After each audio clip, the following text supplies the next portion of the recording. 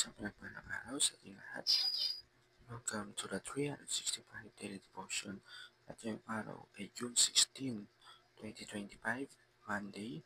At ito'y also napagpapatuloy lang ng ating seminary edition na patungkol sa salita ng Diyos na binibigyan tayo ng wisdom sa buhay natin. Na pinapatatag yung ating pananampalataya na alam natin kung ano yung mga tama. So, marami sa ating mga tao is naturuan ng sabihin natin hindi naman siya mali, pero parang gano'n na nga. Kaya tinatama nga gamit yung ating pagbabasa ng Word of God. So, ayun, kaya ini-invite ko kayo na panoorin natin to. So, yung ating topic pala ngayon is all about kenosis or the biblical meaning. The kenosis theory teaches that Jesus gave up some of his divine attributes such as omniscience, omnipotence, or omnipresence during his time on earth. This idea comes from the Greek word keno, meaning to empty, found in Philippians chapter 2 verse 7.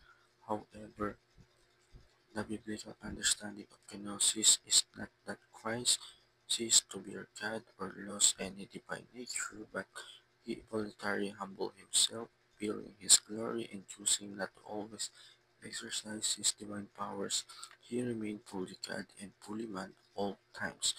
So, kung isipin natin, kung napanood natin yung ating devotion na ginawa natin kahapon, is okay ito, or meron siyang pinapabatid na same dito na ang Panginoon is binigay niya yung kanyang buhay, nagkatawang tao siya, at lahat ng ginawa niya ay hindi niya kinedit sa kanya, kundi kahit tayo mga makasalanan is nagawa niya pa rin i-credit sa atin yung pagiging righteous niya. So, siya yung Diyos and naging tao sa lahat ng hindi siya nagyabang, hindi niya ginamit yung kanyang kapangyarihan para makasalanan naman tayo eh. Dapat yung parusahan, hindi. Nagkumbaba siya. So, sabi nga sa Philippians chapter 2 verse 5 to 8, in your relationship with one another, have the same mindset as Christ Jesus, who in very nature, God did not consider equality with God something to be used to his own advantage. Rather, he made himself nothing by taking very nature or a servant, being made in human likeness, and being found in appearance as a man, he humbled himself by being obedient to death, even death on a cross. So, ang Panginoong Kristo siya ay Diyos. Pinili niya na maging servant, maging alipin, kung siya pinanganak mapakababang tao. Pero pinili niya yun, hindi niya pinagyabang, hindi niya ginamit yung kapangyarihan niya, naging obedient pa rin siya dun sa kamatayan, even death on the cross. So mga kapatid, sa mga alam natin, is pinakabigat na parusa noong unang panahon, sa panahon ng Roman, is yung pagpako sa krus. So, pwede niya naman sabihin, Ama, iligtas niyo ako, sila na lang parusahan niyo. Pero di niya ginawa yun, siya pa rin nagparusa. Pinayaan niya pa rin parusahan siya kahit wala siyang kasalanan. So, the Son of God, Jesus emptied himself. Inempty niya yung kanyang sarili. Siya ay Ama.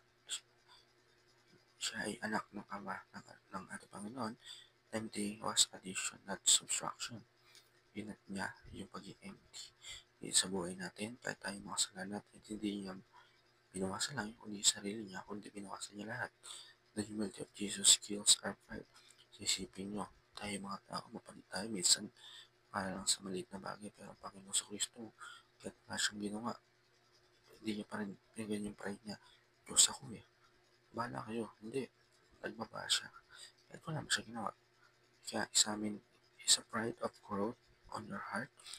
Eradicate pride with the humility of Christ and exemplity, the mindset of humility of Christ. So, ilan po para sa araw to, na meron kayo na ito sa sarili para pakinig.